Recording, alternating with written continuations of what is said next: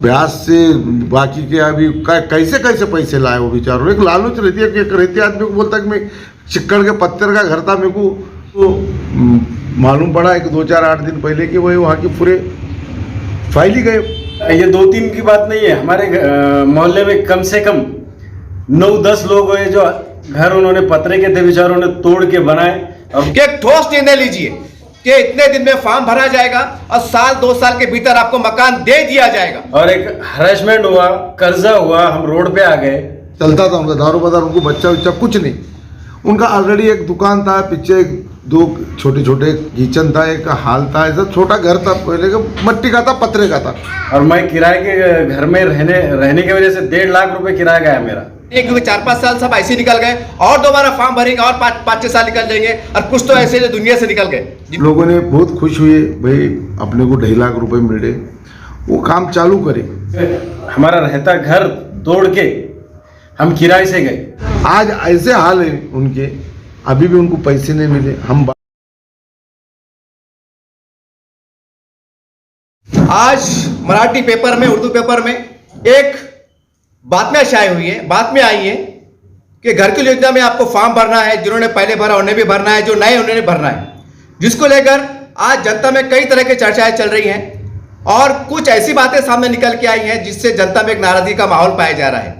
मेरे साथ मौजूद है राष्ट्रवादी पार्टी के शहर अध्यक्ष और इन्होंने भी एक जमकर आवाज उठाई है और दिव्य मराठी में बड़े हेडलाइन में प्रकाशित हुआ है। और हम कह सकते हैं कि वो हेडलाइन नहीं है बल्कि सैकड़ों ऐसे लोग जो दर्द का शिकार है, उनकी एक आवाज है। चलिए वो क्या कहना चाहते हैं और उनकी मांग क्या है, फिर विस्तार से जानकारी चाहेंगे। सर, हमारे चैनल आपका स्वागत है। क्या कहेंगे आप? एक बहुत बड़ी आपकी तरफ से जानकारी निकल के आ रही है, पेपर में आ रहा है, और जरा खुल के बताइए ताकि ये बात ऊपर तक पहुंचे। ये योजना ने एक गरीबों को जो घर था उनको बेघर करी। आज जो पूरे औरंगाबाद शहर के अंदर जो एक योजना आई थी, वो योजना में लोग कैसा भी पत्रों में घर में रहते थे, वो योजना आई, लोगों ने बहुत खुश हुए, भाई अपने को 2.5 लाख रुपए मिले, वो काम चालू करे। उनको इतना बुरा सताया गया कि उन्होंने आज वो हमारे मैं आजू बाजू में, मेरे बाजू में कुछ थोड़े हमारे एक आंटी बोल के थे, वो उनके पास किराना दुकान थी और हैंडीकैप थे, वो लंगड़े थे, वो उस पर चलता था उनका दारू बाजार, उनको बच्चा उच्चा कुछ नहीं। उनका ऑलरेडी एक दुकान था, पीछे 2 छोटे छोटे किचन था, एक हाल था, ऐसा छोटा घर था पहले का, मट्टी का था, पतरे का था। अब योजना आई तो खुश हो गए बेचारे ने, और दारू बाजार किराना दुकान पे था। अब किराना पूरा घर टूटे गया, उन्होंने फिर वो किराना दुकान भी बंद करे। किराना दुकान बंद करने के बाद अब वो पूरा दारू बाजार उनको कोई नहीं। अब वो काम किराना दुकान के सामान बेच के वो पूरा काम कंप्लीट करें। आज ऐसे हाल है उनके, अभी भी उनको पैसे नहीं मिले। हम बार बार हमारे पास से हमारे घर वालों, नगर सेवक ने बार बार मुद्दा उपस्थित कराया कि लोगों को ये पैसे नहीं मिले, और पैसे नहीं मिलने के बाद भी उन्होंने बोलते थे कि इधर से पैसे नहीं आए, पंतप्रधान योजना में से पैसे नहीं आए। हमेशा मैंने बहुत से बार वो अधिकारी को फ़ोन करा कि भाई इनको पैसे दो, ये लोग परेशान है। तो आज वो आंटी के ऐसे हाल हो गए, वो दुकान भी गई, घर बना तो सही मगर खाने को कुछ नहीं।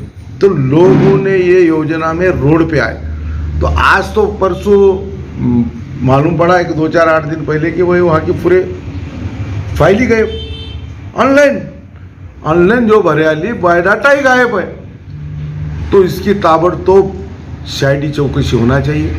जो लोगों को सताए गए, लोग गरीबों को सताए, उनको सज़ा होना चाहिए। हम आयुक्तों को बोलेंगे, हम अजीत दादा को बोलेंगे, हम आज लेटर बना रहे और आने वाले जो नागपुर में अधिवेशन चालू है तो वहाँ पे भी हम ये मुद्दा उपस्थित करेंगे।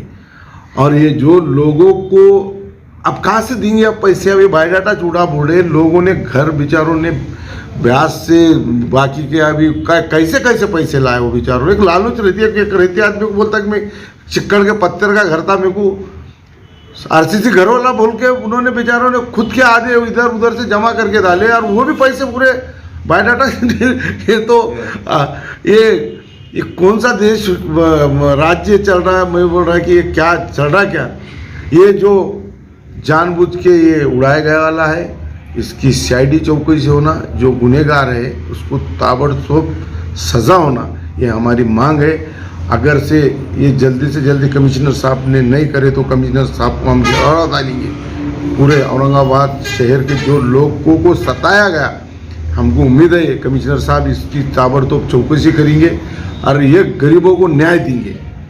सर, औरंगाबाद में ऐसे कई लोग हैं जिन्होंने एक फॉर्म भरा था, घर के लिए कोशिश की थी, और ऐसे कई लोग हो सकते हैं। क्या उन लोगों से आप आह्वान करेंगे कि अगर जो भी इस तरह के शिकार है वो मेरे कार्यालय पे आए, मेरे से संपर्क करें, हम एक कुछ और अच्छे से जो है तो सरकार से बातचीत करेंगे, प्रशासन से कुछ अपील करेंगे आप उससे?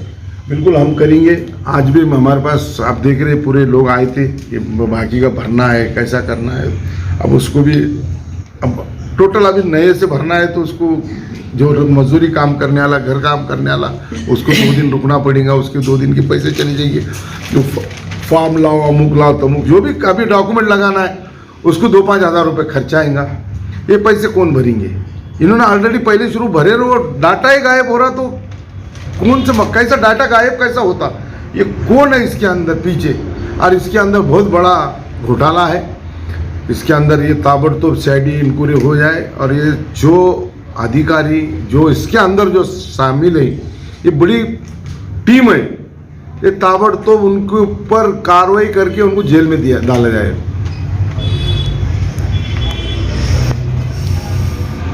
इस तरह से आपने राष्ट्रवादी के शहर अध्यक्ष ख्वाजा शरफुद्दीन साहब की बात को सुना, और जैसे अखबारों में आया, काफ़ी लोगों ने हमसे संपर्क किया, हम भी इनके पास आए क्योंकि पेपर के हेडलाइंस में इनका नाम भी आ रहा था। तो हमने सोचा क्यों ना इससे पूरी जानकारी ली जाए ताकि और बात खुलकर सामने आ जाए। हमें पता चला है, हम भी घूम रहे हैं वार्ड के अंदर, आपने घर पर फॉर्म भरा था, पूरी विस्तार से जानकारी दो, कौन सी योजना थी, कितने पैसे मिले थे, पूरी बात क्या थी? योजना जो थी तो पंतप्रधान आवास योजना थी। हमारा जो घर है तो मट्टी का था, पत्थरों का। हमको बोले कि भाई तुम ये बनाओ, इतने 2.5 लाख की स्कीम है। तो हमने हमारा रहता घर तोड़ के हम किराए से गए। पहले तो साल भर, पहला हफ्ता भी नहीं आया। बाद में 2 साल हो गए, लॉकडाउन लग गया, आज तक हमको थोड़े थोड़े करके मिले। यार अभी 60,000 रुपये हमारे बाकी थे, और मैं किराए के घर में रहने की वजह से 1.5 लाख रुपए किराया गया मेरा, और मैं घर का बेघर हो गया। और वो नहीं लेते थे तो परेशान, इतना पछता रहे हम लोग। मैं अकेला नहीं है, हमारे बाजू में एक आंटी है, वो बेचारे हैंडीकैप है, उन्होंने भी वैसे ही करे। तो उन्होंने इधर उधर से ब्याज से पैसे लाके उनका घर बनाए, और वो खाने को नहीं आज, और वो परेशान है। वो ऐसे ये 2-3 की बात नहीं है, हमारे मोहल्ले में कम से कम 9-10 लोग हैं जो घर उन्होंने पतरे के थे, बेचारों ने तोड़ के बनाए और पछताए उन्होंने, और आज तक पछता रहे हो। मैं इतना कर्जदार हो गया, वो 2 लाख रुपए कर्जा हो गया मेरे पे। अभी ठेकेदारों के पैसे देना बाकी है मेरे, कुछ के दिए कुछ के बाकी है। अब वो ताकदा लगा रहे, और अब मालूम पड़ा कि महानगर पालिका के अंदर का जो डेटा है तो वो गायब हो गया है। अब ये जो हमने जो कर्जे उठाए हुए हैं, ये कैसे देना लोगों को, और क्या करना? आपकी क्या मांग है कमिश्नर साहब से? मांग क्या रहेंगी आप? हमारी यही मांग है, एक तो 3 साल से हमको परेशान करे, और एक हरेसमेंट हुआ, कर्जा हुआ, हम रोड पे आ गए। ये लोगों ने जो भी करे उनके ऊपर कार्रवाई की मांग हो, और हमारा जो भी है जितने लोगों का वो पैसा हमको जल्द से जल्द मिले, और सामने वाले को हमको पैसे देना है, ठेकेदार के काम, बांधकाम वालों को। और हमारा इतना काम उन्होंने करना कमिश्नर साहब ने, और उनके ऊपर कार्रवाई करना जिन्होंने ये डिले काम करे। आपका पूरा नाम? मेरा इलियास खान उस्मान खान। नाव प्रदीप शामराव जाधव, मी राहायला राहुलनगर वार्ड क्रमांक 5। गेल्या 6 वर्षापूर्वी पंतप्रधान आवाजमध्ये काही लोकांनी अर्ज ऑनलाईन फॉर्म भरला होता। तर आजच्या पेपरमध्ये असं आलं की जो डेटा जो होता ऑनलाईन केला तो रद्द झाला आहे म्हणे, किंवा तो हँग झाला। तर माझ्या वाड्यामध्ये भरपूर लोकांचे नावं दाखल केले होते, त्याची नावं पण आलेले आहे। तर माझी एक रिक्वेस्ट आहे कमिशनर साहेबाला की त्यांनी याच्यावर दखल घेऊन याच्यावर ज्या दोषींवरती कारवाई करावा, ज्या लोकांनी डाटा हँग केला किंवा चोरी केला, याच्यात काय घोळ आहे याच्यावरती व्यवस्थित त्यांनी निर्णय लावा। नाही तर आम्ही त्या 4-5 दिवसामध्ये साहेबाची भेट घेऊन तीव्र आंदोलन छेडत देऊ आम्ही याच्यामध्ये। सी गाड़ी है? कहाँ गई गाड़ी? अरे बुला ये अपनी